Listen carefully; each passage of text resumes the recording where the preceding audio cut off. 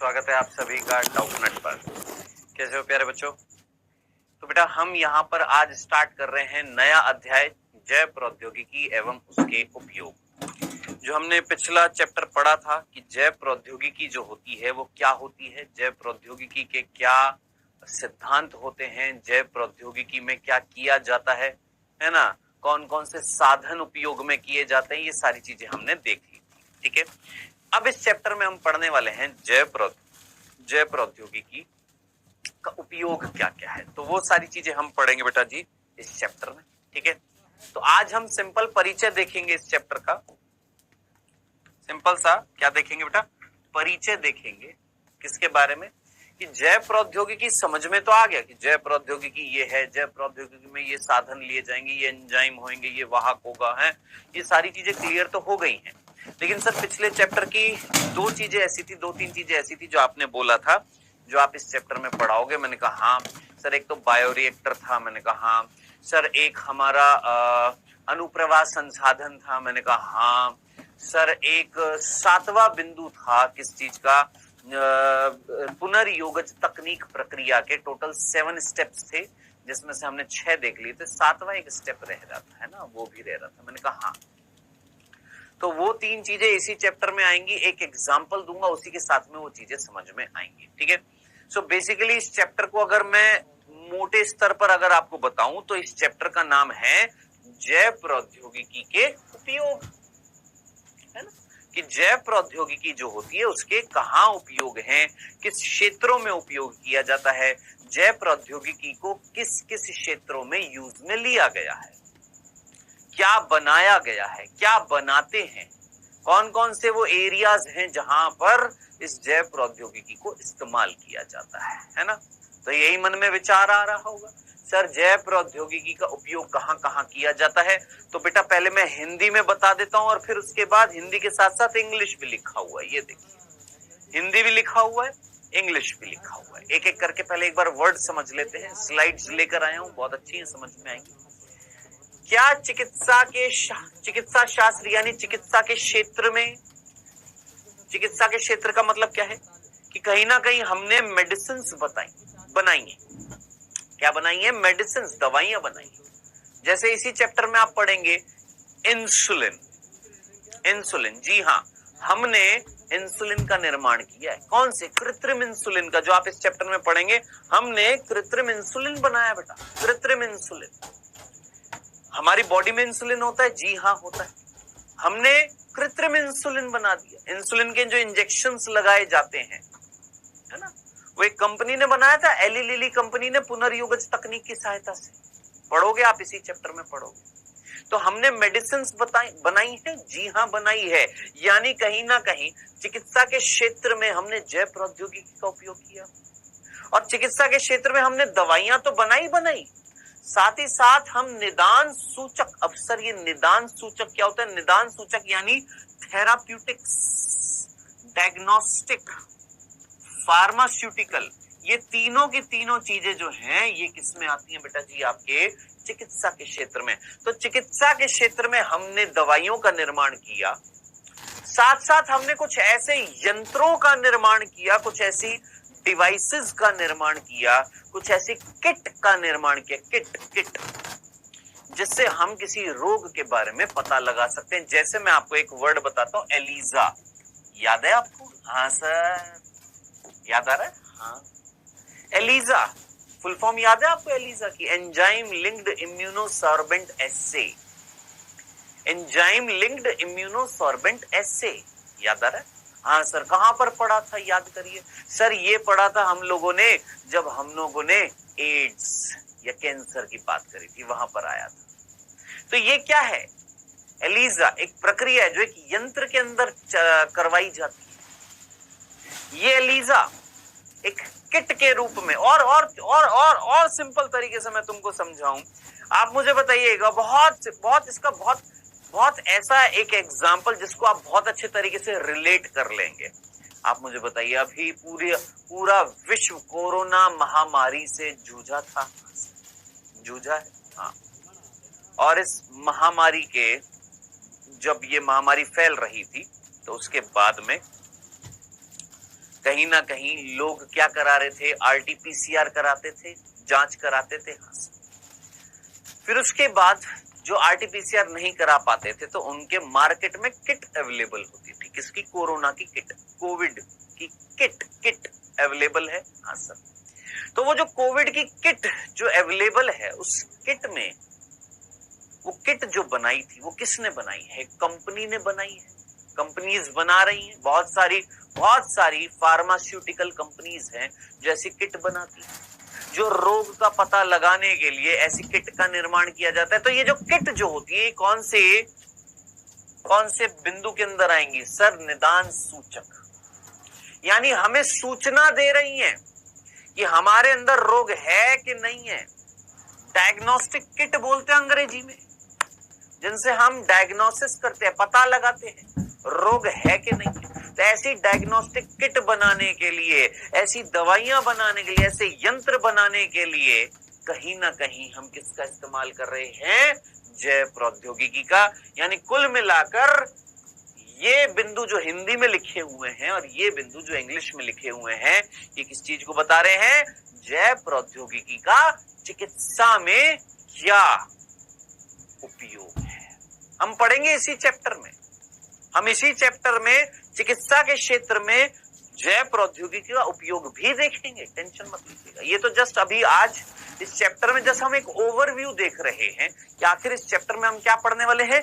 जैव प्रौद्योगिकी का उपयोग किसमें? सबसे पहले हमने पढ़ा चिकित्सा के क्षेत्र में। हम दवाइयां बनाएंगे, हम मानव निर्मित इंसुलिन बनाएंगे, हम किट का निर्माण करेंगे। जैसे कोरोना के खिलाफ हमने किट बनाई, हम एड्स के लिए हमें किट बनाई, एलिजा का यूज किया है।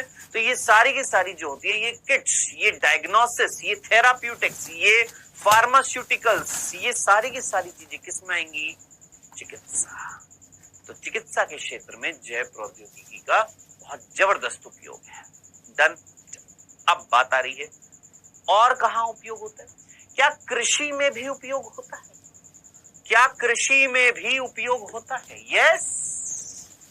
क्या कृषि में भी उपयोग होता है क्या? यस सर, कृषि में भी उपयोग होता है। जो यहां हिंदी में लिखा हुआ उसको यहां पर इंग्लिश में लिख दिया। क्या कृषि में भी उपयोग होता है? बिल्कुल होता है। जो इसी चैप्टर में आप उदाहरण सहित आप पढ़ोगे। एक उदाहरण आप पढ़ोगे, बीटी कपास। एक उदाहरण आप पढ़ोगे, कौन सा? बीटी कपास। एक उदाहरण पढ़ेंगे ये टमाटर का, बीटी कपास पढ़ेंगे। एक उदाहरण पढ़ेंगे आप इस टमाटर का, ये टमाटर जिसका नाम है फ्लेवर सेवर टमाटर, फ्लेवर सेवर टोमेटो। ठीक है। और भी एग्जाम्पल आएंगे, और भी एग्जाम्पल आएंगे, और भी एग्जाम्पल आएंगे बेटा, टेंशन ना लीजिएगा। ब्रेसिका नेपस, सरसों के अंदर हम हेरोडिन का निर्माण कर देंगे। ये टमाटर देख रहे हैं आप? देख रहे हैं ये टमाटर? सर लाल कर रहे हैं, हरे को लाल कर रहे हैं क्या? ये लाल वाला जो है वो पिलपिला भाग है, या ये क्या है सर? क्या दिखाने की कोशिश कर रहे हैं? ये सारी चीजें आएंगी। बीटी कपास क्या है सर? ये बीटी क्या है? ये सब कुछ आएगा। अभी सिर्फ इतना सा मैं एक सिंपल एग्जांपल से आपको एक चीज बताऊं, बहुत सिंपल एग्जांपल से, कि भाई साहब एक पेड़ है, जरा इमेजिन करना, ध्यान से सुनना। मैंने आपसे बोला कि भाई एक पेड़ है, ठीक है, और इस पेड़ पर कीट आकर लग रहे हैं। ये कीट है, ये कीट इस पेड़ की फसल को, या मैं बोलूंगा ये कीट जो है इस फसल को नुकसान पहुंचा रहे। सिंपल तरीके से समझ में आ रहा है? ये कीड़े हैं और इस पेड़ को नुकसान पहुंचा रहे हैं, इसको खा रहे। मान लो ये कपास है, कौन है ये? कपास का पेड़, ठीक है, कॉटन का पेड़ है ये, और इस पर कीड़े लग गए हैं, और ये कीड़े इस कपास की फसल की उत्पादकता को कम कर रहे हैं। ठीक है, अब आप क्या करेंगे सर? सर हमने हरित क्रांति पढ़ा था, हम क्या करेंगे सर, इनके ऊपर कीटनाशक छिड़केंगे। मैंने कहा वेरी गुड, कीटनाशक छिड़क दिया। अब कीटनाशक क्या करेगा सर, कीटनाशक इन कीड़ों को मार देगा। मैंने कहा बल्ले बल्ले, बहुत ही बढ़िया, कीटनाशक ने इन कीड़ों को मार दिया। लेकिन क्या वो कीटनाशक यहां नहीं रह गया? हाँ सर। क्या वो इस पेड़ पर नहीं रह गया? हाँ सर। और वो कीटनाशक कहीं ना कहीं नीचे, बारिश आ गई, घुल घुला कर अगर नीचे चला गया जल स्रोत में, जैसे डीडीटी याद आ रहा है, डीडीटी डाइक्लोरो डाइफिनाइल ट्राइक्लोरोथेन पूरा पढ़ा हुआ है आपने, पारिस्थितिकी वाली इकाई में भी पढ़ा था आपने, पूरा का पूरा है। डीडीटी चला गया है। अब जरा सोचिए, वो डीडीटी जल स्रोत में चला गया, जल स्रोत से होता हुआ वो मछलियों में, बड़ी मछलियों में, ऐसे करते करते दूसरे जीवों में चला गया। हम क्या करेंगे सर, इनके ऊपर कीटनाशक छिड़केंगे। मैंने कहा वेरी गुड, कीटनाशक छिड़क दिया। अब कीटनाशक क्या करेगा सर, कीटनाशक इन कीड़ों को मार देगा। मैंने कहा बल्ले बल्ले, बहुत ही बढ़िया, कीटनाशक ने इन कीड़ों को मार दिया। लेकिन क्या वो कीटनाशक यहां नहीं रह गया? हाँ सर। क्या वो इस पेड़ पर नहीं रह गया? हाँ सर। और वो कीटनाशक कहीं ना कहीं नीचे, बारिश आ गई, घुल घुला कर अगर नीचे चला गया जल स्रोत में, जैसे डीडीटी याद आ रहा है, डीडीटी डाइक्लोरो डाइफिनाइल ट्राइक्लोरोथेन पूरा पढ़ा हुआ है आपने, पारिस्थितिकी वाली इकाई में भी पढ़ा था आपने, पूरा का पूरा है। डीडीटी चला गया है। अब जरा सोचिए, वो डीडीटी जल स्रोत में चला गया, जल स्रोत से होता हुआ वो मछलियों में, बड़ी मछलियों में, ऐसे करते करते दूसरे जीवों में चला गया, नुकसान पहुंचाएगा। मान लो ऐसा कोई फसल है जो हम खा रहे हैं, मान लो हम कोई खाते हैं फसल, टमाटर वाली खाते हैं मान लो, और इस टमाटर पर हमने कीटनाशक छिड़क दिए, उस कीटनाशक ने कीड़ों को तो मार दिया, लेकिन उस फसल को अगर हम खाएंगे तो हमें नुकसान नहीं होएगा? होएगा ना। तो क्या करें सर, क्या करें? एक तरफ तो कीड़े फसल को बर्बाद कर रहे हैं, दूसरी तरफ आप कह रहे हो कीटनाशक को भी इस्तेमाल ना करो, तो करें तो क्या करें? आखिर किसान जाए तो कहां जाए? तो इस कंडीशन में आई कौन? जैव प्रौद्योगिकी। इस कंडीशन में आई कौन? जैव प्रौद्योगिकी, बायोटेक्नोलॉजी, जिसने अपना ब्रह्मास्त्र निकाला। क्या ब्रह्मास्त्र निकाला? एक काम करो, बायोटेक्नोलॉजी में साइंटिस्ट ने बहुत जबरदस्त खोज करी। एक काम करो, एक पेड़ जो है ना, पेड़, इस पेड़ को ही कीटनाशी बना डालो। क्या सर? क्या? ये जो पेड़ जो है ना, इस पे कीटनाशक छिड़कने की कोई जरूरत ही नहीं है। एक काम करो, इस पेड़ को ही एक प्रकार से कीटनाशी बना दो। यानी क्या मतलब है सर? मतलब यह है कि मान लो अगर कोई कीड़ा आता है और वो कीड़ा अगर इस पेड़ को खाए तो कीट मर जाए, है सर? ऐसा पॉसिबल है? हमने कर कर दिखाया। हमने एक पेड़ के अंदर आनुवांशिक परिवर्तन कर डाले, जेनेटिकल चेंजेस कर डाले, कुछ ऐसे परिवर्तन किए, हमने कुछ ऐसे जीन ठूस दिए अंदर, किसके अंदर? इस पेड़ के अंदर ऐसे जीन डाल दिए, कुछ ऐसा आनुवांशिक परिवर्तन कर दिया, कुछ ऐसी जेनेटिक इंजीनियरिंग कर दी कि अब कोई कीड़ा अगर इस पेड़ को खाएगा ना तो कीड़ा ही मर जाएगा। हाँ, और इसका उदाहरण है कौन? ये बीटी कपास। ये बीटी कपास क्या है ये हम बाद में पढ़ेंगे, हल्का फुल्का आप जानते हैं तो अच्छी बात है, टेंशन नहीं लेना, सब कुछ पढ़ेंगे। कहने वाली बात जो थी, क्या बायोटेक्नोलॉजी का उपयोग कृषि के क्षेत्र में है? हाँ सर। एग्रीकल्चर में है? जरा सोचिए। यस सर, एग्रीकल्चर में है। हम क्या कर रहे हैं? हम जो क्रॉप्स जो होती हैं, यानी जो हमारी फसलें होती हैं, हम उनके अंदर आनुवांशिक रूपांतरण करा रहे हैं। रूपांतरण का मतलब परिवर्तन करा रहे हैं, चेंजेस करा रहे हैं, या तो अच्छे अच्छे जीन डाल रहे, कुछ ऐसे जीन डाल रहे जिससे हमारे पास ऐसी ऐसी फसलें आ जाए जो हमारे लिए बहुत ही लाभदायक हो।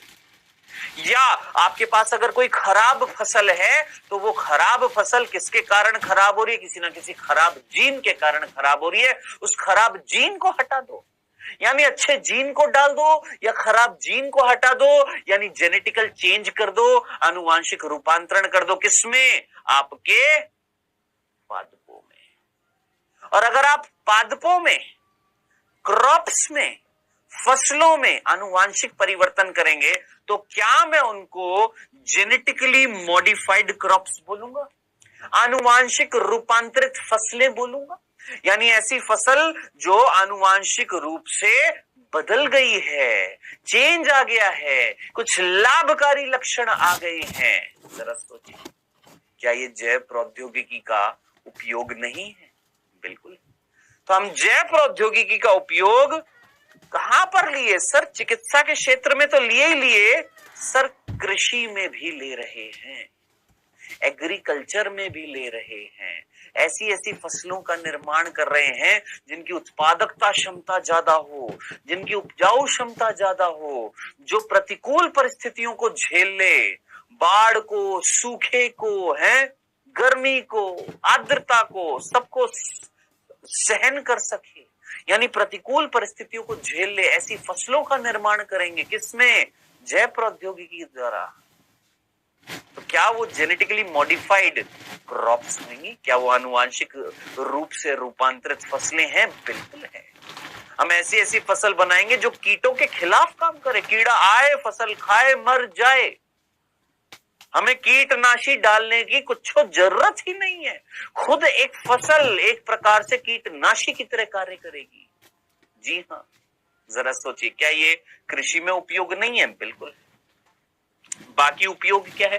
संसाधित खाद्य, यानी प्रोसेस्ड फूड का मतलब क्या है कि भाई साहब हम कुछ ऐसी चीजों का निर्माण करेंगे जिससे हम कहीं ना कहीं फसलों को लंबे समय तक सुरक्षित रख सके, स्टोर कर सके, हैं? जरा सोचिए, हम चाहते हैं ना कि हम ऐसी फसलें बनाएं जो लंबे समय तक जीवित रहे, सड़े ना।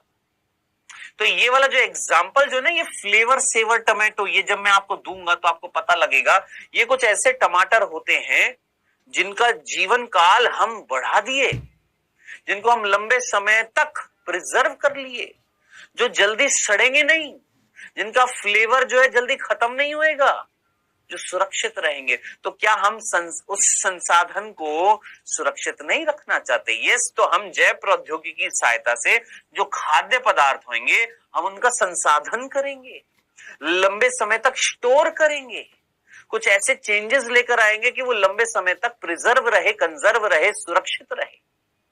डन। और क्या करेंगे सर? जैव सुधार। अब ये जैव सुधार क्या होता है बेटा? जैव सुधार को अंग्रेजी में बोला जाता है बायो रेमिडिएशन, और इससे प्रश्न आए हैं किसमें? नीट। सर पूछेंगे सर ये बायो रेमिडिएशन क्या है, जैव सुधार क्या है? सिंपल शब्दों में तुमको दिखा देते हैं। देखो, बायो रेमिडिएशन कहीं लिखा हुआ है। यस। क्या लिखा हुआ है सर? फंजाई। फंजाई को सर इंग्लिश हिंदी में क्या बोलते हैं? मैंने बोला कवक। सर बैक्टीरिया लिखा हुआ है, बैक्टीरिया को हिंदी में क्या बोलते हैं सर? जीवाणु। प्लांट्स लिखा हुआ है, प्लांट्स को हिंदी में क्या बोलते हैं सर? पादप। ठीक है, तो आप मुझे बताओ, मैं प्लांट्स में कुछ आनुवांशिक चेंज लेकर आया, सुनना मेरी बात को ध्यान से सुनना, प्लांट्स में आनुवांशिक चेंज लेकर आया। मान लो कुछ पेड़ है जिनके अंदर मैं आनुवांशिक परिवर्तन किया, मैंने कहा मैं उनके जीन्स में कुछ चेंज करता हूं। ओके सर, क्यों कर रहे हैं अभी रुको बता। मैंने बोला मैं कुछ जीवाणुओं के अंदर चेंज करता हूं, उनके जीन्स के अंदर चेंज कर देता हूं, उनको मॉडिफाई कर देता हूं। क्यों कर रहे हैं सर? मैंने कहा रुको अभी बता रहा हूं। मैंने बोला कुछ कवक के अंदर मैं चेंज करता हूं, कुछ कवक जो है उनके अंदर मैं चेंज कर देता हूं, आनुवांशिक रूप से परिवर्तन कर देता हूं। क्यों कर रहे हैं सर? फाइनली आप पूछेंगे सर आप कवक में, जीवाणु में, पादपों में जेनेटिकल चेंज क्यों कर रहे हैं, आनुवांशिक परिवर्तन क्यों कर रहे हैं? इसलिए कर रहे हैं ताकि हमारे वातावरण में, हमारी पृथ्वी पर, ये जो हमारी जो पृथ्वी है, इस पृथ्वी के वातावरण में जो संदूषित चीजें हैं, जो खराब चीजें हैं, जिससे पॉल्यूशन हो रहा है, जिससे प्रदूषण हो रहा है, जो हमारी पृथ्वी पर खराब, संदूषित, प्रदूषण युक्त चीजें हैं, हम उनको सही कर सके, हमारी पृथ्वी जो है वो साफ हो सके। एक सिंपल से उदाहरण से तुमको बताता हूं, एक सिंपल से उदाहरण से तुमको बताता हूं। आप में से कोई कभी ऐसी जगह गया है जहां पर पानी के जहाज होते हैं बहुत सारे। गया है कभी कोई? गया है? मेरे ख्याल से इतनी अभी छोटी एज में तो नहीं देखा होगा, लेकिन भविष्य में अगर जब जाएंगे, मैं एक उदाहरण आपको बता देता हूं। मैं ना मुंबई गया था। आई थिंक मैं उस टाइम कॉलेज में था, शायद कॉलेज के फर्स्ट ईयर में था। घूमने के लिए चला गया था अपने दोस्तों के साथ, मुंबई गया था। बेसिकली मुंबई घूमने के लिए नहीं गया था, किसी प्रोजेक्ट के लिए गया था। मैं मुंबई गया था और वहां पर मुंबई में वो जो है ना, कौन सा गेटवे ऑफ इंडिया है, शायद गेटवे ऑफ इंडिया जो है, वहां पर उधर की तरफ हम गए थे। तो वहां पर है ना इस तरीके से जहाज में राइड होती है। राइड का मतलब जहाज में 20-25 लोगों को जहाज में खड़ा कर देते हैं, पैसे लगते हैं, फिर वो जहाज घूमता है और आप मतलब ऐसे घुमाने के पर्पज से जहाज घूम रहा, आप घूम रहे, ठीक है, आप देख रहे हो, निहार रहे हो। लेकिन भाई साहब वो दृश्य देखकर मेरा माथा खराब हो गया था। एक्चुअली वहां पर इंडियन नेवी के जहाज थे, वहां पर इंडियन नेवी के, हमारी इंडियन नेवी जो है उसके वहां पर बहुत सारे जहाज थे। अब आप जानते हैं जहाज जो है वो जब चलेंगे तो चलने के लिए ईंधन यूज में आता है। हाँ सर, पेट्रोल डीजल जो भी यूज में आता है, डीजल यूज में आता है। अब जरा सोचिए, ईंधन जब यूज में आएगा, यूज में आ जाएगा, तो जो बच जाएगा, जो खराब तेल होएगा, जो ईंधन इंजन में यूज में नहीं आया, उसका क्या करें? उसको पानी में डाल देते हैं। तो वो जब मैंने दृश्य देखा ना, उन जहाजों के आसपास सारा तेल ही तेल पड़ा है, पानी में तेल ही तेल पड़ा है। तो जरा सोचिए, क्या हमारी पृथ्वी पर जल में प्रदूषण नहीं हो रहा? हम ही कर रहे हैं ना। हाँ सर। तो क्या हमारा कर्तव्य नहीं है कि हम सुधार करें? है ना, कि हमारे पृथ्वी को साफ सफाई करें। हाँ सर, हमारी पृथ्वी की साफ सफाई करें। तो हमने एक जीवाणु, हालांकि इस चैप्टर में हमारे कोर्स में दे नहीं रखा, लेकिन मैं जब भी नीट के बच्चों को पढ़ाता हूं तो ये वाला एग्जांपल जरूर देता हूं। एक जीवाणु स्यूडोमोनास, एक जीवाणु कौन? स्यूडोमोनास। उस स्यूडोमोनास में हमने नहीं, बेसिकली एक वैज्ञानिक थे जिनका नाम था बालकृष्ण चक्रवर्ती। पूरा नाम था S.B. चक्रवर्ती।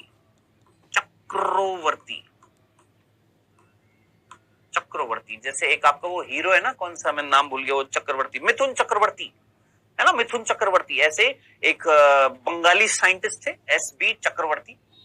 इन्होंने स्यूडोमोनास जो एक जीवाणु है उसके अंदर जेनेटिकल चेंज किए। जीवाणु में, ये जीवाणु है, इस जीवाणु में क्या किए? चेंजेस किए, आनुवांशिक परिवर्तन किए। और उस आनुवांशिक परिवर्तन के परिणाम स्वरूप, उस आनुवंशिक परिवर्तन के परिणाम स्वरूप पता है उनको एक ऐसा जीवाणु मिल गया। मतलब जैसे मान लो मैं स्यूडोमोनास हूं और चक्रवर्ती साहब ने मेरे अंदर कुछ आनुवांशिक परिवर्तन कर दिए, मेरे अंदर कुछ जीन वीन डाल दिए, तो मेरे अंदर कुछ ऐसे चेंज आए, कुछ ऐसे आनुवांशिक परिवर्तन आए कि अब मैं पता है क्या कर रहा हूं, मैं पानी के अंदर वो जो तेल, जो खराब तेल है, उनको खा रहा है। हाँ, पानी के अंदर जो खराब तेल है ना, वो तेल, वो ऑयल, अंग्रेजी में बोलते हैं ऑयल स्पिल्स। वो जो ऑयल की जो स्पिल्स हैं, वो तेल की जो बूंदे हैं, मैं उसको कंज्यूम कर रहा हूं, मैं उसको खा रहा हूं। और जरा सोचे, अगर कोई चीज खाई जा रही है, इट मींस वो नष्ट की जा रही है। अगर मैं सोचो एप्पल है, मैंने खा लिया, एप्पल खत्म ना, तो जरा सोचिए मैंने तेल खा लिया स्यूडोमोनास, जिसके अंदर आनुवांशिक परिवर्तन किए, किसने? चक्रवर्ती साहब ने। एक प्रकार का जीवाणु है, आनुवांशिक चेंज किए, और वो आनुवांशिक रूपांतरण बोलेंगे ना, आनुवांशिक रूप से रूपांतरित वो जो स्यूडोमोनास है, वो पानी के अंदर जो खराब तेल है, खराब ऑयल है, उसको कंज्यूम कर रहा है। जरा सोचिए, क्या वो जल प्रदूषण को कम कर रहा है? क्या वो एक सजीव है? हाँ। और वो अगर एक सजीव है और आपकी पृथ्वी को सुधार कर रहा है, तो क्या यहां पर आपने, मतलब ह्यूमंस ने, क्या हमने सुधार लाने के लिए सजीवों की मदद लेकर, ये सजीव, ये सजीव, ये सजीव, ये कवक सजीव, जीवाणु सजीव, पादप सजीव, इन सजीवों में जेनेटिकल चेंज किए और उन जेनेटिकल चेंजेस करने से जो नए नए जीव बने, जैसे आनुवांशिक रूपांतरित कवक बनाई गई, आनुवांशिक रूपांतरित जीवाणु बनाए गए, आनुवांशिक रूपांतरित पेड़ बनाए गए, ये जो आनुवांशिक रूपांतरित जीव बनाए गए हैं, ये आपकी पृथ्वी पर जो भी प्रदूषण फैला रहा है उनका सुधार करने के लिए यूज में लिए जाएंगे। इसी प्रक्रिया को क्या बोला जाएगा दोस्त? वर्ड पढ़, क्या लिखा हुआ है? जैव सुधार। जैव का मतलब सजीव, सुधार का मतलब किसी चीज को क्या करना? सही करना, ठीक करना। तो आप सजीवों की मदद से सुधार करने वाले हो। कौन से सजीव? आनुवांशिक रूपांतरित जीव। जैसे कवक के अंदर जेनेटिकल चेंज किए, पादपों में जेनेटिकल चेंज किए, है ना, और जीवाणुओं में जेनेटिकल चेंज किए, जो एग्जाम्पल मैंने आपको बताया है। तो वो जेनेटिकल चेंज करके आपने सजीवों को मॉडिफाई किया, फिर आप उनको यूज में ले रहे हैं किसी चीज को सुधारने के लिए। अंग्रेजी में बोलेंगे बायो रेमिडिएशन। लीजिए जनाब, समझ में आ गया बायो रेमिडिएशन। चलो और क्या करेंगे सर? अपशिष्ट प्रतिपादन व ऊर्जा उत्पादन। ओए होए होए होए होए भाई साहब, ये हम तुमको नहीं बताएंगे। अपशिष्ट प्रतिपादन व ऊर्जा उत्पादन पढ़ लिया। अंग्रेजी में क्या बोल रखा है इन दोनों चीजों को एक साथ? वेस्ट ट्रीटमेंट, एनर्जी प्रोडक्शन, ये लिखा हुआ है। वेस्ट ट्रीटमेंट को हिंदी में क्या लिखा हुआ है? अपशिष्ट प्रतिपादन। अपशिष्ट प्रतिपादन लिखा हुआ किसको बेटा जी? यहां पर वेस्ट ट्रीटमेंट को, किसमें? हिंदी में। और ऊर्जा उत्पादन को लिखा हुआ है एनर्जी प्रोडक्शन, ये लिखा हुआ है। हम तुमको नहीं बता रहे, हम तुमसे बस इतना सा कह रहे हैं, एक काम करो, एक चित्र देखो तुम, और तुम मेरे को बताओ ये चित्र देखकर। ये नहीं, ये तो बायो रेमिडिएशन था, है? ये देखो, ये चित्र देखकर तुम हमको बताओ, तुमको क्या हम बताएं कुछ या समझ में आ गया? अपने आप ही बता दो, सोचो। देखो, जो सीरियसली पढ़ रहा है, जो लेक्चर को ले रहा है, जिसने लेक्चर्स को लिया है, उसको ये चित्र देखते ही समझ में आ जाएगा। और अभी भी समझ में ना आए तो मैं लिख देता हूं, ऐसी कोई बात नहीं है, मैं लिख देता हूं। आप में से कितने बच्चों को ये हेडिंग याद आ रही है?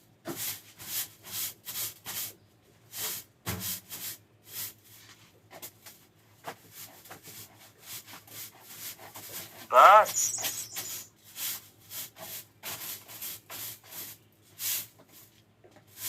कितने बच्चों को ये टॉपिक याद आ रहा है? वाहित मल उपचार याद आ रहा है?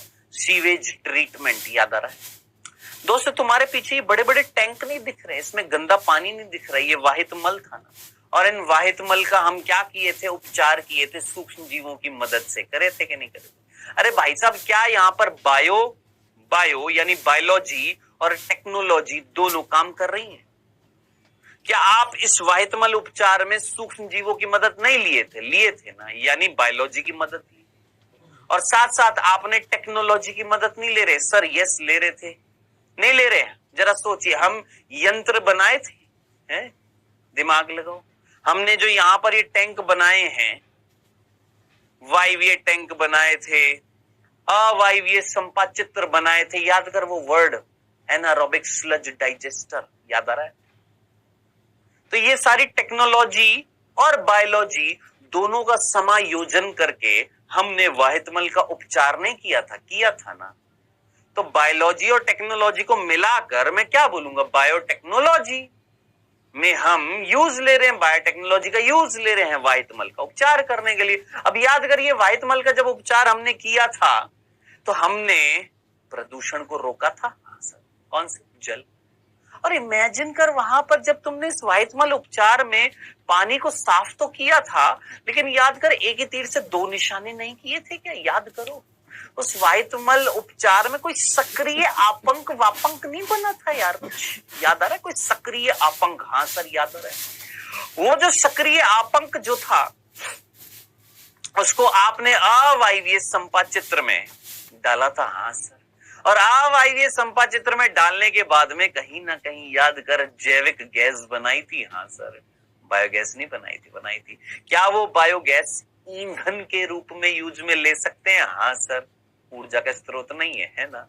तो भाई साहब जरा सोचिए, एक ही तीर से तुमने, सिर्फ ये डायग्राम देखने से तुमने क्या इस वर्ड का मीनिंग समझ लिया? क्या हम अपशिष्ट पदार्थ जो होते हैं, अपशिष्ट पदार्थ जो होंगे, वेस्ट मटेरियल जो होंगे, क्या हम उनका ट्रीटमेंट करेंगे? यस। माफ करिएगा। और क्या हम एनर्जी का प्रोडक्शन भी करे थे? बायोगैस का निर्माण नहीं किए थे? करे थे ना? तो ये सारे वो क्षेत्र हैं जिनमें हमने जैव प्रौद्योगिकी को क्या किया है बेटा जी? यूज में लिया है। आई होप यहां तक की बातें आपको समझ में आ गई होंगी। ठीक है, अब आगे चलते हैं। ये सारी चीजें मैंने आपको बता दी है, अब आगे बढ़ते हैं। अब देखिए, अब बात आ रही है जैव प्रौद्योगिकी जो होती है। अरे यार, आप में से किसी के साथ ऐसी प्रॉब्लम होती है कि एक बार छींक आ जाए तो 10-12 जब तक छींक होना खत्म ही नहीं होती?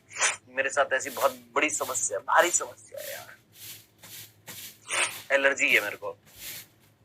चलो ध्यान से सुनिएगा। देखिए, अभी तो हमने इस चैप्टर में स्टार्टिंग में, इस परिचय में हमने देखा है मात्र इतनी सी बात कि जैव प्रौद्योगिकी जो है उसका उपयोग कौन कौन से क्षेत्रों में आप करने वाले हैं, कहां कहां पर जैव प्रौद्योगिकी का उपयोग करेंगे। अब बात आ रही है जैव प्रौद्योगिकी के 3 विवेचनात्मक अनुसंधान क्षेत्र हैं। अब सर जी यो के हैं 3 अनुसंधान क्षेत्र जैव प्रौद्योगिकी के, ये क्या है सर? ये समझ में नहीं आता। मैंने कहा एक बार पढ़ लो, देखो कुछ आता है। उन्नत जीवों जैसे सूक्ष्म जीवों या शुद्ध एंजाइमों के रूप में सर्वोत्तम उत्प्रेरक का निर्माण करना। ठीक है जी। उत्प्रेरक के कार्य हेतु अभियांत्रिकी द्वारा सर्वोत्तम परिस्थितियों का निर्माण करना। ठीक है जी। तथा अनुप्रवाह प्रक्रमण। सर ये अनुप्रवाह प्रक्रमण क्या है? वही है जो पिछले चैप्टर में मैंने बोला था, इस चैप्टर में पढ़ाऊंगा। अनुप्रवाह प्रक्रमण तकनीक का प्रोटीन कार्बनिक यौगिक के शुद्धिकरण में उपयोग करना। सर जी कुछ समझ में नहीं आया। ये तीनों के तीनों बिंदु हमें समझ में नहीं आए। मैंने कहा आइए भाई साहब, ये तीनों चीजें हमारी बुक में लिखी हुई है और ये तीनों जब हम पढ़ते हैं तो समझ में तो नहीं आती है। तो मैंने कहा मैं हूं ना, बताऊंगा ना तुमको। किससे? उदाहरण से। किससे? एग्जाम्पल से। ठीक है, चल। तो ये 3 बिंदुओं को समझने के लिए, इन 3 बिंदुओं को समझने के लिए, ध्यान से सुनना, इन 3 बिंदुओं को समझने के लिए, और साथ साथ जो पिछले चैप्टर में चीज तुम्हारी छूटी थी, कौन सा? ये 7वां बिंदु छूटा था ना? हाँ सर। उसके साथ साथ ये सर बायोरिएक्टर छूटा था, उसके साथ साथ अनुप्रवाह संसाधन ये छूटा था। मैंने कहा कोशिश करेंगे कि आज इन सारी चीजों को एक बार कवर कर ले।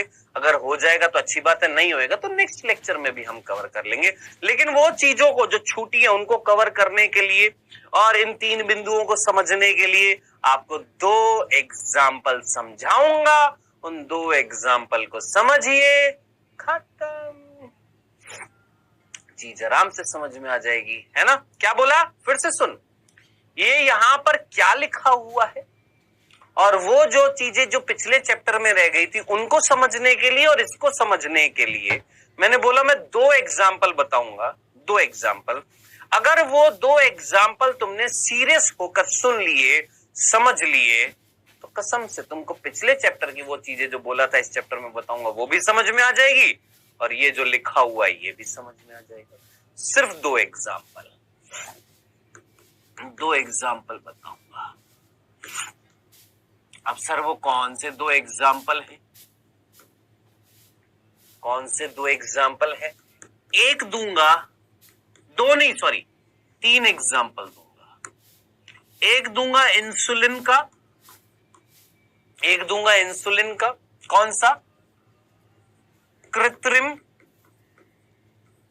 इंसुलिन का एग्जाम्पल दूंगा, जिसको हम, चलो अभी इस सिंपल कृत्रिम इंसुलिन का एग्जाम्पल दूंगा।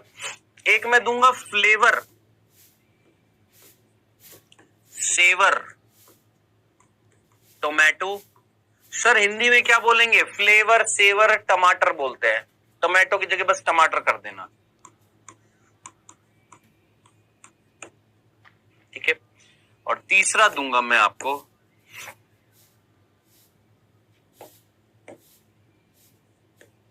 TI plasmid.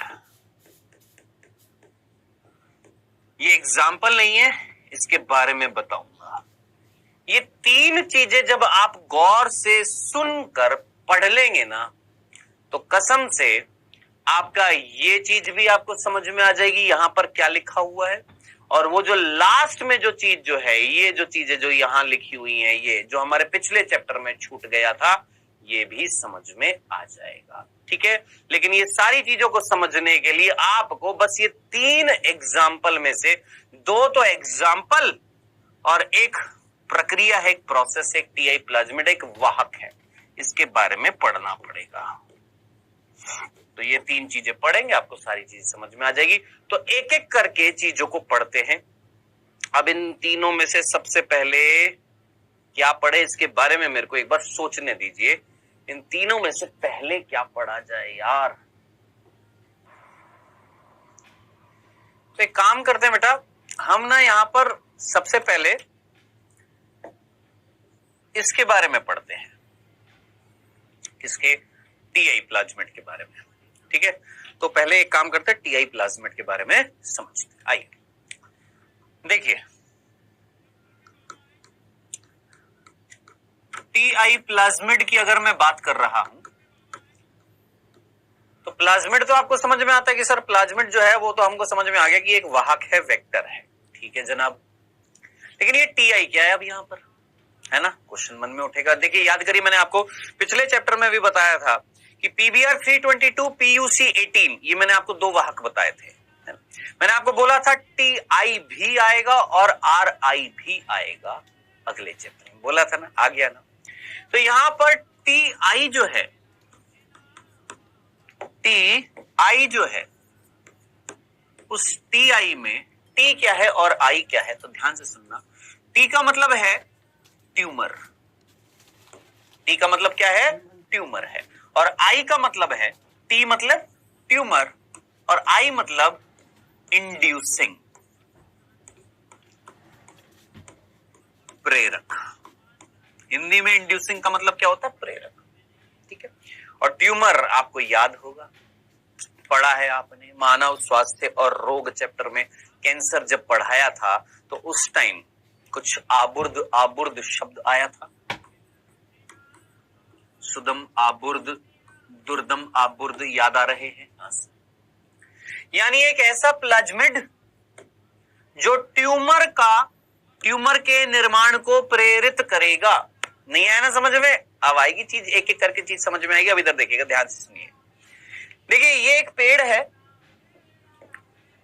ठीक है, और इस पेड़ में ये इसकी जड़ें हैं और ये इसका तना था। तना और जड़ जहां एक दूसरे के संपर्क में होते हैं, ये वाला क्षेत्र, ये वाला क्षेत्र जो होता है, इस क्षेत्र को जहां पर तना और जड़ें एक दूसरे के संपर्क में होती हैं, इस एरिया को बेटा बोला जाता है क्राउन। क्या बोलते हैं? क्राउन, ठीक है। इतनी सी बात समझ में आ गई। अब एक जीवाणु है, एक जीवाणु है जिसका नाम है, ध्यान से सुनना, एग्रोबैक्टीरियम ट्यूमीफेशियन। एग्रोबैक्टीरियम ट्यूमीफेशियन, पूरा नाम मैंने लिख दिया है, एग्रोबैक्टीरियम ट्यूमीफेशियन। ये एक ये एक बैक्टीरिया है, एक जीवाणु है, ठीक है सर। और ये जीवाणु जो है, ये जीवाणु जो है, इसी जीवाणु में एक प्लाज्मिड मिलता है जिसका नाम है टीआई प्लाज्मिड। क्या बोला हमने? इस जीवाणु के अंदर एक प्लाज्मिड मिल रहा है बेटा, और इस प्लाज्मिड का नाम है टीआई प्लाज्मिड। ठीक है सर, इतनी सी बात हमको समझ में आई। क्या बोला मैंने कहा एक जीवाणु होता है जिसका नाम होता है एग्रोबैक्टीरियम ट्यूमिफेशियन। ओके सर, इस जीवाणु के अंदर एक प्लाज्मिड मिल रहा है जिसका नाम हमने रख दिया है क्या? TI plasmid. अब आप बोलेंगे क्यों रखा इसका नाम टीआई प्लाज्मिड? मैंने कहा रुको, मैंने कहा ये जीवाणु जो है, ये जीवाणु जब इस पेड़ को संक्रामित करता है, मैंने बोला ये जीवाणु जब इस पेड़ को क्या करेगा? संक्रामित करेगा, इन्फेक्ट करेगा। ये जीवाणु इस पेड़ के इस भाग को जब संक्रामित करेगा यहां पर, तो इस जगह पर आकर कौन सी जगह पर? क्राउन भाग पर आकर संक्रमण करता है। कौन? जीवाणु। कौन? ये एग्रोबैक्टीरियम ट्यूमिफेशियन। तो इतनी सी बात पल्ले पड़ गई, समझ में आ गई क्या? एक जीवाणु जिसका नाम है एग्रोबैक्टीरियम ट्यूमिफेशियन, ये संक्रमण करता है किसको? पादपों को। पादपों के कौन से भाग को करता है? क्राउन भाग को करता है। और संक्रमण होने के पश्चात क्या होता है दोस्त? याद रखना, संक्रमण होने के पश्चात इस जगह पर, इस क्राउन भाग में, संक्रमण होने के पश्चात इस क्राउन भाग में, ये जो क्राउन भाग जो है, इसमें उत्पन्न होता है ट्यूमर। इसमें उत्पन्न होता है क्या? ट्यूमर। तो आप समझ रहे हैं मैं कहना क्या चाह रहा हूं? मैं एक जीवाणु हूं, मान लो मैं एक जीवाणु हूं, मेरा नाम है एग्रोबैक्टीरियम ट्यूमिफेशियन। ओके सर, और मैं आया, पेड़ों के पास आया, इन पेड़ों के इस क्राउन भाग की कोशिकाओं को मैंने इन्फेक्ट किया, संक्रामित किया, और उस संक्रमण से, उन इन्फेक्शन से, यानी इस जीवाणु के इन्फेक्शन से यहां पर पैदा हो गया क्या? ट्यूमर। और इस ट्यूमर को नाम दिया गया गॉल। इस ट्यूमर को नाम दिया गया क्या? गॉल। GALL, gall. तब आप मुझे बताइए, मैं आपसे एक सिंपल सी बात पूछूं, एक डिजीज होती है जिसका नाम होता है क्राउन गॉल डिजीज। आप मुझे बताइए ये क्राउन गॉल डिजीज क्या होगी? सर, एक ऐसा रोग जिसमें ट्यूमर का निर्माण हो रहा है क्राउन भाग में। देखिए, एक ऐसा रोग, डिजीज यानी रोग, एक ऐसा रोग जिसमें ट्यूमर का, आबुर्द का, एक ऐसा रोग जिसमें आबुर्द का निर्माण हो रहा है। कौन से भाग में? क्राउन भाग में। इस जगह पर ट्यूमर का निर्माण हो गया, और ये करने के लिए रिस्पॉन्सिबल, ये डिजीज करने के लिए, रोग करने के लिए रिस्पॉन्सिबल जो था वो एक जीवाणु था। अब वैज्ञानिकों ने रिसर्च करी कि भाई साहब ये जो जीवाणु जो ये रोग उत्पन्न कर रहा है, आखिर इस जीवाणु में कौन सी चीज है जो रोग उत्पन्न करी है। तो उन्होंने पता लगाया कि भैया इस जीवाणु के अंदर जो चीज, जो रिस्पॉन्सिबल है जीवाणु के अंदर, जो ट्यूमर उत्पन्न कर रही है, वो एक प्लाज्मिड है, और उस प्लाज्मिड को नाम दिया क्या? TI plasmid. अब जरा सोचिए क्या मतलब है टीआई प्लाज्मिड का, इमेजिन करिए। एक ऐसा प्लाज्मिड, फील कर इसका मीनिंग, एक ऐसा प्लाज्मिड जो इंड्यूस कर रहा है, प्रेरित कर रहा है, उत्पन्न कर रहा है किसको? सर, ट्यूमर को, आबुर्द को। एक ऐसा प्लाज्मिड जो जीवाणु से निकलकर इस कोशिकाओं में जाएगा और वहां पर ट्यूमर यानी आबुर्द का निर्माण करेगा। ऐसे प्लाज्मिड को हमने नाम दिया है ट्यूमर इंड्यूसिंग प्लाज्मिड, आबुर्द प्रेरक प्लाज्मिड। अब बताइए मीनिंग समझ में आ गया? इतनी सी बात समझ में आ गई। अब हम थोड़ा सा टीआई प्लाज्मिड के बारे में पढ़ते हैं। आइए देखिए बेटा, टीआई प्लाज्मिड की अगर मैं बात करूं, इस टीआई प्लाज्मिड की अगर मैं बात करूं, मान लो ये जीवाणु है हमारा, ठीक है, और इस जीवाणु के अंदर ये टीआई प्लाज्मिड था। ठीक है जनाब, ये हमारा टीआई प्लाज्मिड है, हमने इसको बाहर निकालकर बड़े स्तर पर देखा।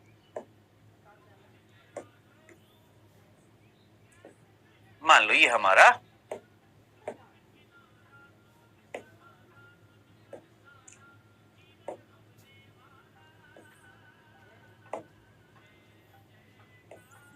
टीआई प्लाज्मिड है।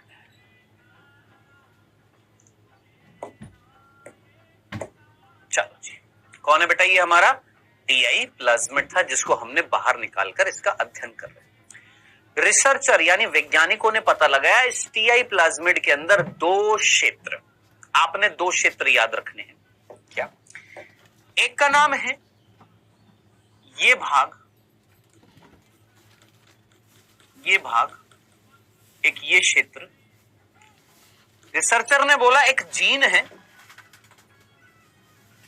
जो रिसर्चर है, जो वैज्ञानिक हैं, उन्होंने बोला इस टीआई प्लाज्मिड में एक जीन है जिसका नाम है टी-डीएनए। कौन? टी-डीएनए। और इस टी-डीएनए के पास में, इस टी-डीएनए के पास में जीन्स का एक पूरा समूह है। किसका? जीन्स का 1 2 3 4 5 A B C D E F, इस जीन का समूह है। ध्यान से देखिएगा, और ये जो जीन के समूह है इनका नाम है A B C D E F। Total 6 gene है। आपको समझने में थोड़ी दिक्कत हो रही है ना? अभी समझा रहा हूं, एक एक करके सुन देख। इस टीआई प्लाज्मिड में, प्लाज्मिड तो याद आ रहा है ना, प्लाज्मिड डीएनए से बना होता है। डीएनए का एक भाग क्या कहलाता है? जीन होता है ना। तो इस प्लाज्मिड के अंदर इतना सा जो जीन जो है, ये जो जीन जो हरा हरा आपको दिखाई दे रहा है, इसको नाम दिया गया टी-डीएनए। ओके सर, क्या करेगा अभी बता रहा हूं, रुक जाओ। और इस टी-डीएनए के पास में 6 जीन है, A B C D E F। ये जो 6 जीन है, इन 6 जीन के समूह को बोला गया विर रीजन। हिंदी में बोलते हैं विर क्षेत्र। और ये विर वर्ड जो है ये कहां से है? वायरुलेंट से। और वायरुलेंट का मतलब होता है घातक। सर कुछ समझ में नहीं आ रहा। मैंने कहा पूरा टॉपिक तो समझ, धीरे धीरे एक एक करके चीज समझ में आएगी। छोटी छोटी चीजों को समझ, फिर सारी चीजें समझ में आएंगी। देख, मैंने बोला ये टीआई प्लाज्मिड है, आपने बोला ओके सर। टीआई प्लाज्मिड जो क्या उत्पन्न कर रहा है? ट्यूमर उत्पन्न कर रहा है। कैसे कर रहा है? मैंने बोला इस टीआई प्लाज्मिड को बाहर निकालो, बाहर निकालकर इसका क्या करो? अध्ययन करो। अध्ययन जब किया गया तो इस टीआई प्लाज्मिड में बाकी ORI वो सारी चीजें तो होंगी। मेन हमें दो चीज मिली, एक मिला टी-डीएनए और एक मिला ये विर क्षेत्र। अब सर ये टी-डीएनए क्या कर रहा है? ये टी-डीएनए क्या करेगा? यही टी-डीएनए जाकर ट्यूमर उत्पन्न करेगा। ट्यूमर उत्पन्न करेगा। क्या उत्पन्न करेगा? सर ट्यूमर उत्पन्न करेगा। ठीक है सर। यानी यही वो डीएनए है जो आबुर्द ट्यूमर उत्पन्न करता है। अब आप में से कितने बच्चों को कैंसर याद आ रहा है? अगर कैंसर याद आ रहा है तो याद करिए कैंसर। सर कैंसर पादपों में भी होता है? यस बिल्कुल होता है। मैं आपसे एक प्रश्न पूछता हूं दोस्त, मुझे सीरियसली होकर बताइएगा। कैंसर अगर याद आ रहा है तो उस कैंसर में आपको आबुर्द याद नहीं आ रहा? कोशिकाओं का वो समूह जो अनियंत्रित रूप से क्या करने लग जाते हैं? विभाजन करने लग जाते हैं, क्योंकि उनके अंदर कुछ जीन वीन चालू हो गया था, ऑन्कोजीन। याद आ रहा है? कुछ ऐसे कारक होते हैं जो ऑन्कोजीन को चालू करवा दिए थे, हैं? याद आ रहा है? हाँ सर याद आ रहा है। याद आ रहा है कि नहीं आ रहा? हाँ सर याद आ रहा है। तो दिमाग लगाओ दोस्त, सोचो उन कारकों में से कुछ कारक रासायनिक थे, कुछ किरणें थी, कुछ वायरस थे, है? उनमें से एक और कण, कौन? ये टी-डीएनए। ये भी ऑन्कोजीन को स्टार्ट कर देगा। ऑन्कोजीन चालू हो जाएंगे, कोशिका किस में बदल जाएंगी, ट्यूमर में बदल जाएंगी। अब ये चीज अगर आपको समझ में नहीं आई है दोस्त, तो वो आपको तभी समझ में आएंगी जब आप कैंसर वाला टॉपिक ध्यान से पढ़ लेंगे। तो बेटा ये टीडीएनए ट्यूमर उत्पन्न कर रहा है, लेकिन इंपॉर्टेंट चीज क्या है दोस्त, समझने वाली चीज क्या है, वो ये ध्यान से देखना, इधर देखिएगा। मैं वापस से पेड़ बना रहा हूं,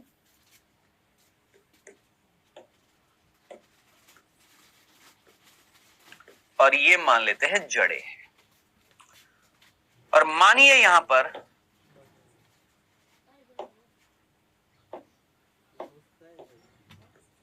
ध्यान से देखिएगा, मान लेते हैं ये कौन सा क्षेत्र है सर, ये जो क्षेत्र है ये वो क्राउन क्षेत्र है।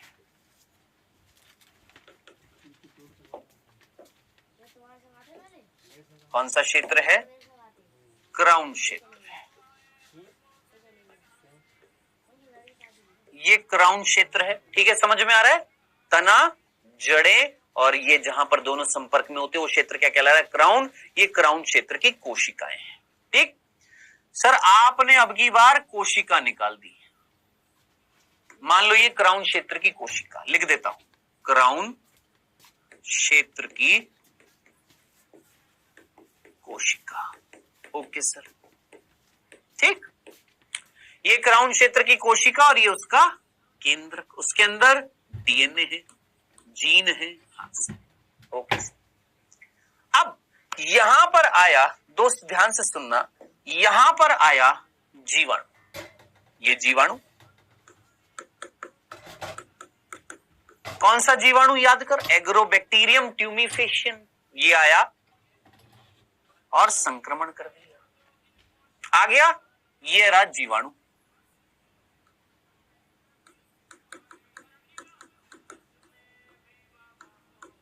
ठीक, ये क्राउन क्षेत्र की कोशिका और यहां पर कौन आ गया सर, ये जीवाणु आ गए। जीवाणु इस क्राउन क्षेत्र की कोशिका के पास आ गया, हाँ सर आ गया, और कोशिका के पास आकर इसकी कोशिका भित्ति और कोशिका झिल्ली को तोड़कर अंदर घुस गया।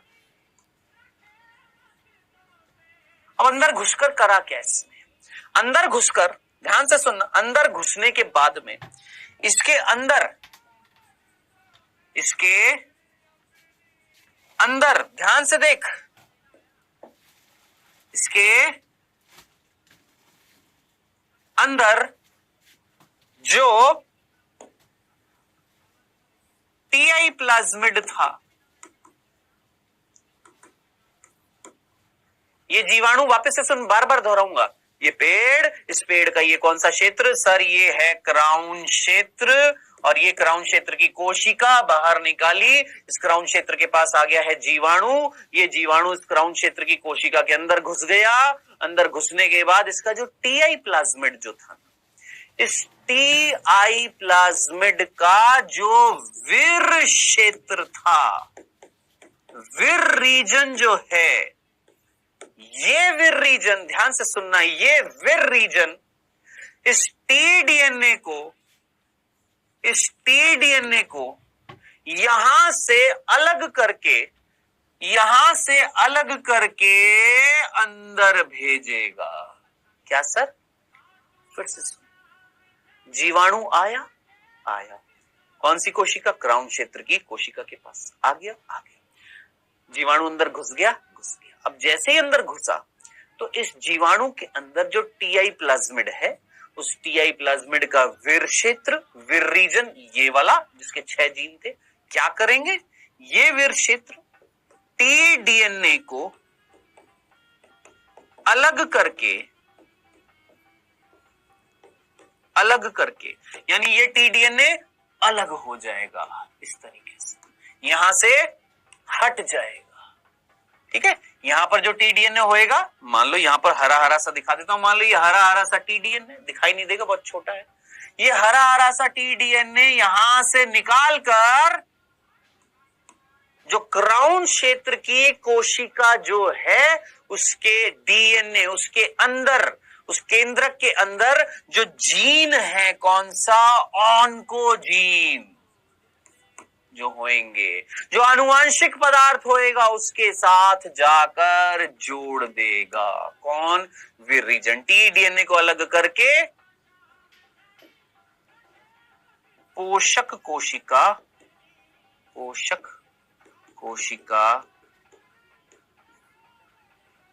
के आनुवंशिक पदार्थ के साथ जोड़ देता है।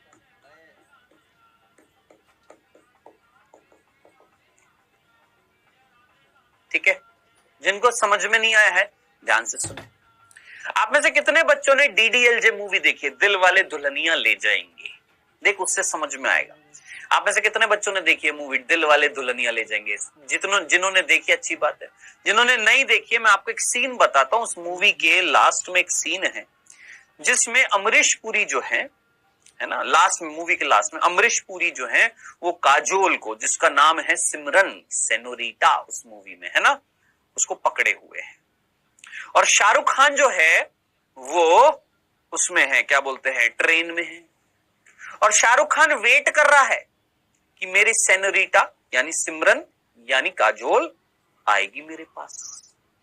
उसके पापा जो हैं उसको हाथ छोड़ेंगे और राज, उस मूवी में शाहरुख खान जो है राज है, उसके पास चली जाएगी सिमरन, है ना। ऐसा ही हुआ। अमरीश पुरी के पास में कौन है? काजोल है। और अमरीश पुरी उस काजोल का हाथ छोड़कर उससे कहते हैं जा सिमरन जा, जी ले अपनी जिंदगी। सिमरन चली जाती है किसके पास? राज के पास। बस बिल्कुल ऐसा ही। ये है सिमरन, ये है अमरीश पुरी। ये कौन है? सिमरन है। ये अमरीश पुरी। अमरीश पुरी ने हाथ थाम रखा है किसका? सिमरन का। आ गए यहां पर राजबाबू। राजबाबू कौन है? ये जो पोषक कोशिका, उसका जो डीएनए जो है वो राजबाबू। जैसे जीवाणु अंदर आया तो अमरीश पुरी ने यानी वीर रीजन ने काजोल को बोला जा काजोल जा, अलग कर दिया, इसका हाथ छोड़ दिया। जा काजोल जा, जा सिमरन जा, जी ले अपनी जिंदगी। सिमरन बोली ठीक है बाबूजी जा रही हूं। टीडीएनए यानी सिमरन यहां से निकलकर राज के पास चली गई और राज को पास जाके उस राज में परिवर्तन कर दिए। कैसे परिवर्तन कर दिए? ऑन्कोजीन था राज और उस ऑन्कोजीन को चालू कर दिया। ऑन्कोजीन चालू हो गया, ये कोशिका अनियंत्रित रूप से विभाजन करेगी। अनियंत्रित रूप से विभाजन करेगी, आसपास की कोशिका इसको रोक नहीं पाएंगी, किसका निर्माण हो जाएगा? आबुर्द का निर्माण हो जाएगा। ये बीमारी क्या कहलाएगी? Crown gall disease. बताइए, पूरी कहानी समझ में आ गई? पूरी कहानी क्रिस्टल क्लियर है? अब हम जो है, मनुष्य जो है, वैज्ञानिक जो है, बड़े दिमाग वाले। कैसे सर जी? हमने पता है क्या, हमने एक चीज सोची कि यार हमें करना क्या है, हमें करना क्या है। अब यहां पर एक दूसरा एग्जाम्पल लेता हूं मैं। इतनी सी बात समझ में आ गई? हाँ सर, इतनी सी बात हमें समझ में आ गई। अब यहां पर जो दूसरा एग्जाम्पल है, कौन सा? ये वाला कृत्रिम इंसुलिन वाला, ये वाला एग्जाम्पल अब मैं लूंगा। कौन सा? देखो, पहले हमने टीआई प्लाज्मिड के बारे में थोड़ी बहुत बात करी। हाँ सर, कर ली, समझा दिया। हाँ सर, अब यहां पर मैं कृत्रिम इंसुलिन की बात करूंगा। ठीक है, दूसरा एग्जाम्पल, कृत्रिम इंसुलिन। ठीक है, अब मैंने आपसे बोला, ठीक है, अब मैंने आपसे बोला, ध्यान से सुनना दोस्त,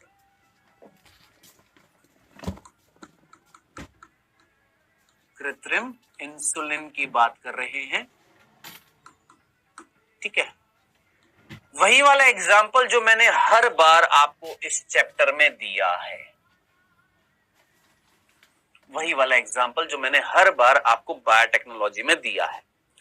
मैं वो व्यक्ति हूं जिसमें वो जीन है जो इंसुलिन बना रहा है, बाकी सभी के अंदर खत्म हो गया।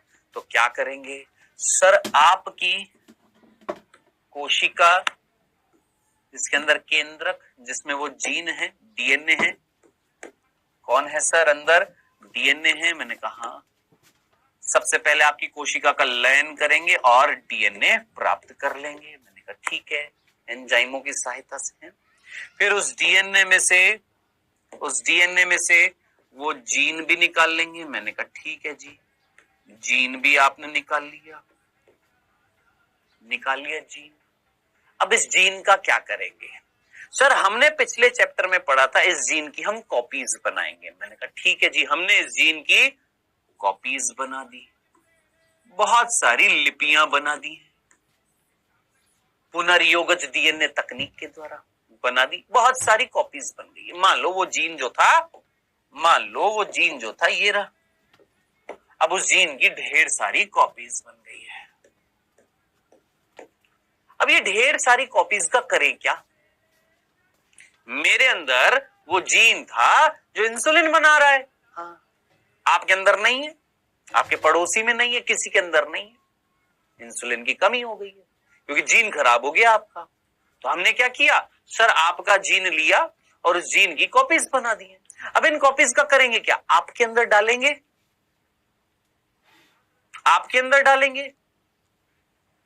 किसी कोशिका में डालेंगे ना। अब आप मुझे बताएं, जीन को मान लो मैं किसी कोशिका में डाल दूं, मान लो ये जीन है, इसको मैं किसी कोशिका के अंदर डाल दूं, इस कोशिका के अंदर मान लो ये जीन डाल दिया, मैंने तुमसे पूछा ये जीन अंदर चला गया, क्या ये जीन अपने आप अभिव्यक्त हो जाएगा? क्या ये जीन अंदर जाकर इंसुलिन बना लेगा क्या? नहीं, ये जीन इंसुलिन तभी बनाएगा, ये जीन अभिव्यक्त तभी होएगा जब ये जाकर जुड़ेगा अंदर मुख्य आनुवांशिक पदार्थ के साथ में। जो अंदर जो डीएनए होएगा ना, मेन जेनेटिक मटेरियल, उसके साथ में जुड़ेगा, तब अपने आप को क्या करेगा? अभिव्यक्ति। यानी आपका उद्देश्य क्या है? सर हमारा उद्देश्य है कि हमारे पास जो ऐच्छिक जीन जिसकी हमने कॉपीज बना दी हैं, उस जीन को हम किसी पोषक कोशिका या परपोषी कोशिका के मेन जेनेटिक मटेरियल के साथ जोड़ें। जिनके पल्ले पड़ गई है अच्छी बात है, जिनके नहीं पड़ी है वापस। ये एग्जांपल मैंने बोला, मेरे अंदर वो जीन है जो इंसुलिन बना रहा है, बाकी सभी के अंदर खत्म। ओके, अब उस जीन को हमने निकाला, उसकी हमने ढेर सारी कॉपीज बना दी थी, है ना। कैसे बनाई? पीसीआर से बनाई थी। एक तरीका ये था।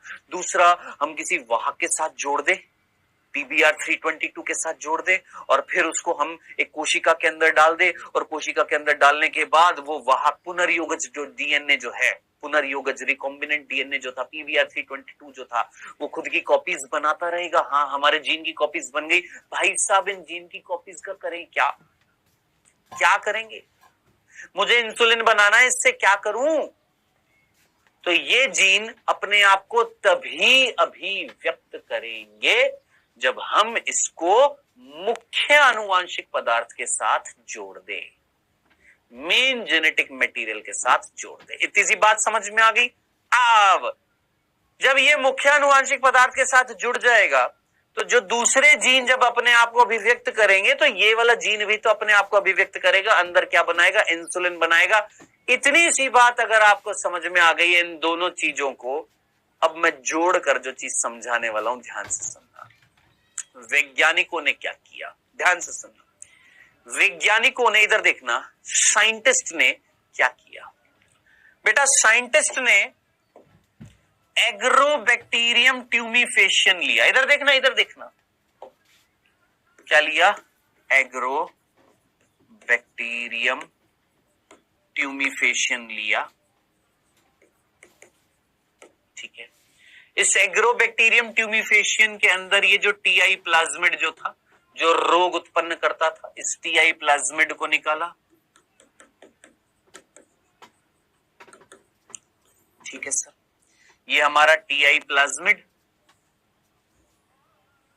निकाल दिया सर। और इस टीआई प्लाज्मिड के अंदर ये वाला भाग जो था, कौन था सर? टीडीएनए था। मैंने कहा जो ट्यूमर उत्पन्न कर रहा था। और इसके पास में क्या था सर? ये वीर क्षेत्र था, A B C D E F, 6 gene वीर क्षेत्र था। हाँ सर, वीर क्षेत्र का कार्य क्या था? टीडीएनए को, सिमरन वाला एग्जांपल याद रखना, इस टीडीएनए को यहां से अलग करके मेन जेनेटिक मटेरियल के साथ जोड़ना है ना। हाँ सर। अब देखो वैज्ञानिकों ने क्या दिमाग लगाया, उन्होंने बोला ये तो है सिमरन, ये अमरीश पुरी है, इसको भेज देता है। सोचो वीर रीजन क्या कर रहा है, दिमाग इस पर लगा, पूरा जोर दिमाग इस पर लगा, ये क्षेत्र क्या कर रहा है, इस टीडीएनए को इस प्लाज्मिड से अलग करके इस टीडीएनए को भेज देता है किसके पास? जो भी कोशिका होएगी उस कोशिका के मेन जेनेटिक मटेरियल के साथ जुड़वा देता है। कौन? टीडीएनए।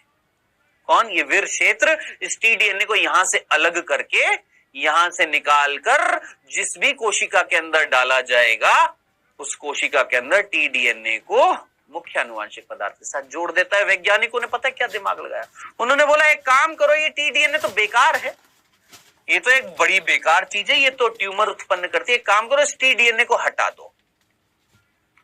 क्या कर दो? इस टीडीएनए को हटा दो। ठीक है साहब, हटा दिया।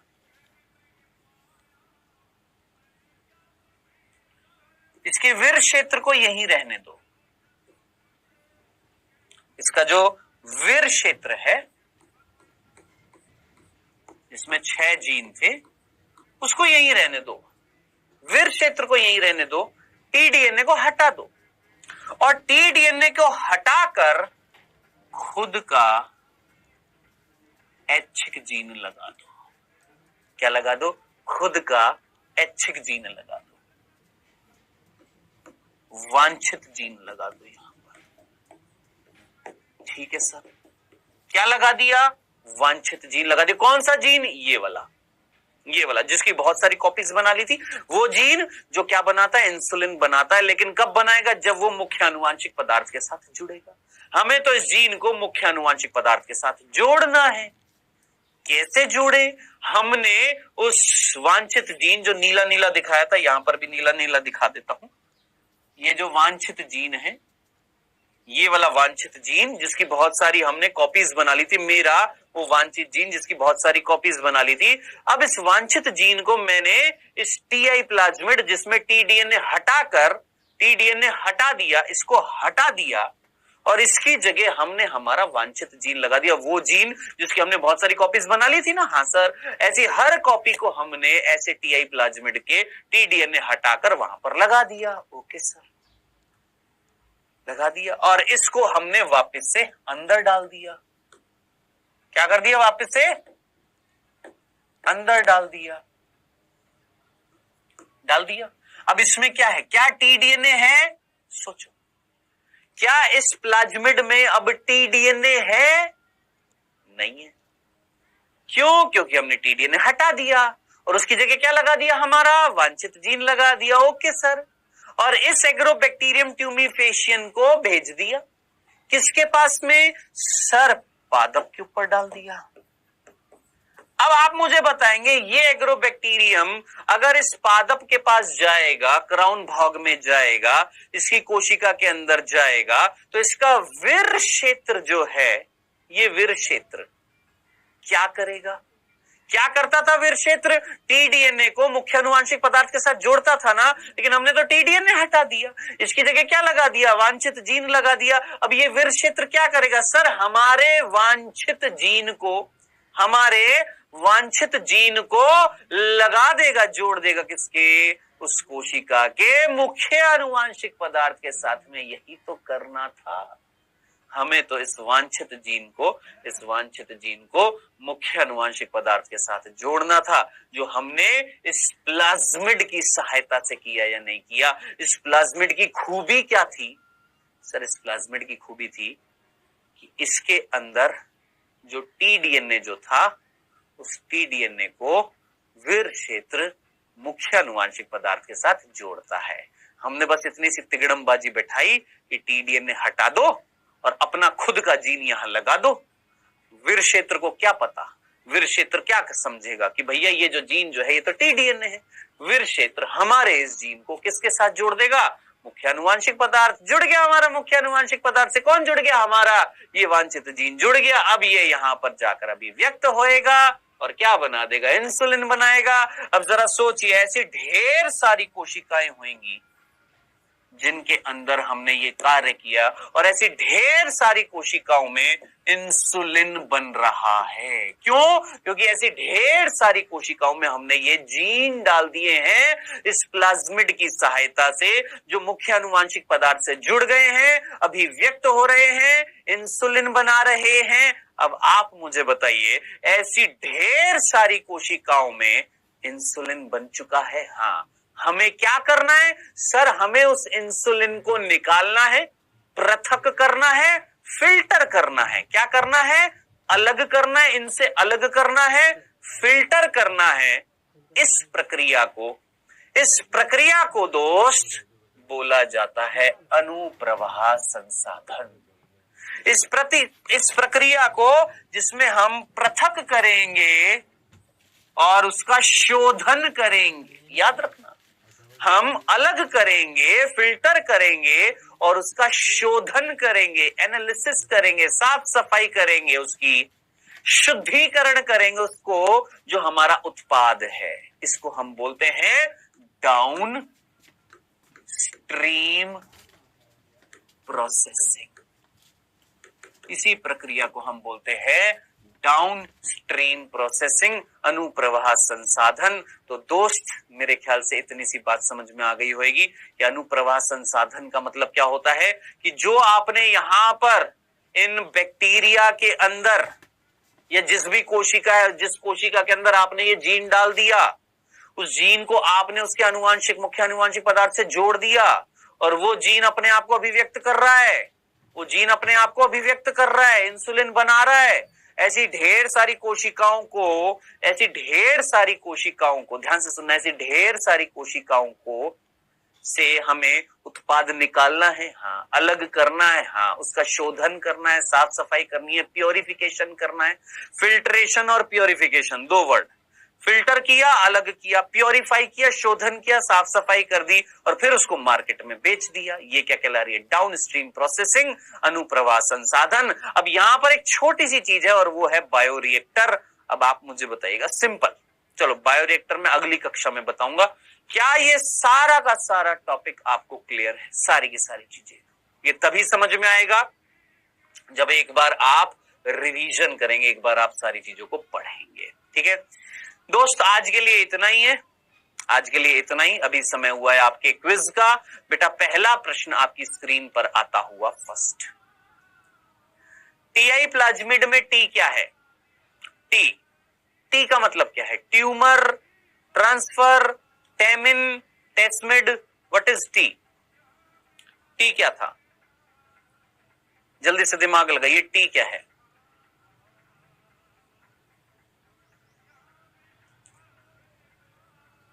दूसरा प्रश्न, एग्रोबैक्टीरियम ट्यूमिफेशियंस में गांठों के निर्माण, गांठ यानी वही ट्यूमर है ना, गांठों के निर्माण की क्षमता किस प्लाज्मिड पर स्थित होती है? RI plasmid, TI plasmid, lambda phase plasmid, PBR 322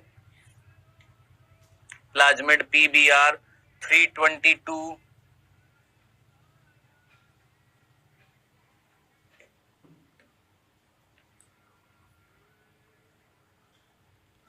चलो जी, समय हो गया समाप्त। आइए देखते बेटा, पहला प्रश्न था बेटा यहां पर टीआई प्लाज्मिड में टी क्या है? तो बेटा टी जो है वो है ट्यूमर। टी क्या है यहां पर? ट्यूमर है। टी कौन है यहां पर? ट्यूमर है। टी मींस ट्यूमर, ठीक है, जिसने ट्यूमर उत्पन्न किया था, आबुर्द उत्पन्न किया था। Answer is a. दूसरा, एग्रोबैक्टीरियम ट्यूमिफेशियंस में जो गांठें जो होती हैं उनमें जो प्लाज्मिड जो था वो कौन सा प्लाज्मिड था जो गांठें बना रहा था? सर, टीआई प्लाज्मिड था जो रिस्पॉन्सिबल था ट्यूमर या गांठ या आबुर्द का निर्माण करने के लिए। सिंपल से प्रश्न थे, ज्यादा टिपिकल नहीं थे। टॉपिक जो था वो बहुत इंपॉर्टेंट था।